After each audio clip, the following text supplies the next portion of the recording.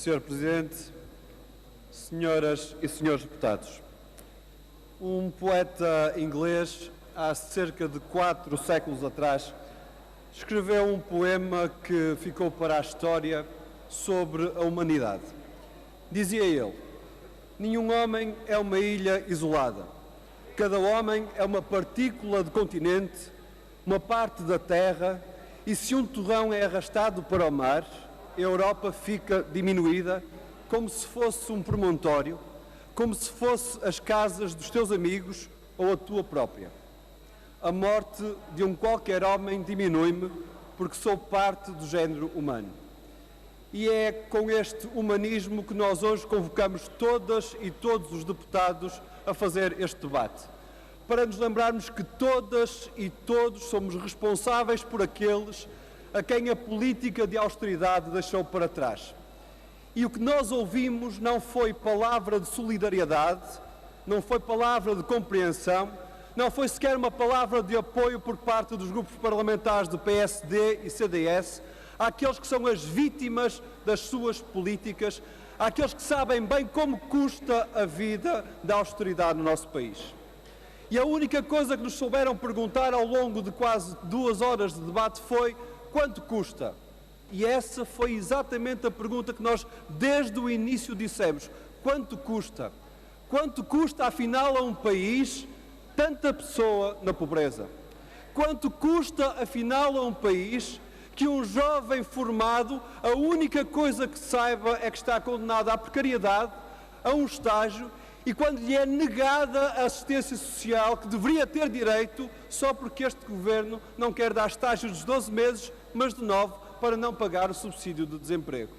Quando custa, afinal, saber a uma família que lhe é cortada a água, o gás ou a eletricidade, porque não se compreende que é difícil ter uns tostões para pagar essas contas, mas quando tudo se aceita aos mais de 1.000 milhões de euros que, por exemplo, a EDP apresenta como lucros?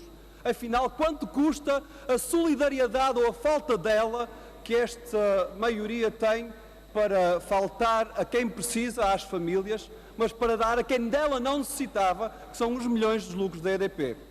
Quanto custa, afinal, a falta de resposta de nem 1 cêntimo de apoio social àqueles e àquelas que, sendo novos demais para terem acesso a uma pensão, são velhos demais para poderem entrar no mercado de trabalho e não têm subsídio de desemprego, não têm acesso a subsídio social de desemprego e estão sem qualquer apoio do Estado, porque esta maioria de PSD e CDS deles não se quer ocupar, a eles não lhe vê nenhuma urgência?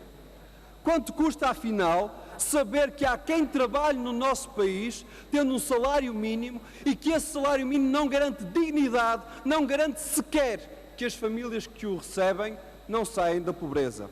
Quanto custa, afinal, na coesão social, saber que esta desigualdade no país graça ao mesmo tempo que o desemprego disparou, mas também dispararam o número de milionários do nosso país?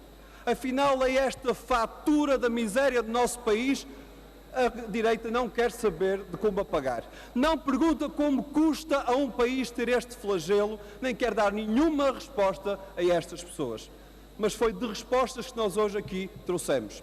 A Lei de Emergência Social do Bloco de Esquerda é uma lei para aqueles e aquelas que não podem esperar para amanhã por respostas urgentes para hoje e que não aceitam que do Governo e desta maioria apenas lhe acenem com os amanhãs que cantam num presente de frio e de terror. Não aceitamos que eles fiquem desprotegidos e que da maioria não haja senão uma palavra de bater nas costas para se saber que depois tentarão aproveitar deles numas quaisquer eleições, sendo certo que eles nunca serão a prioridade desta maioria.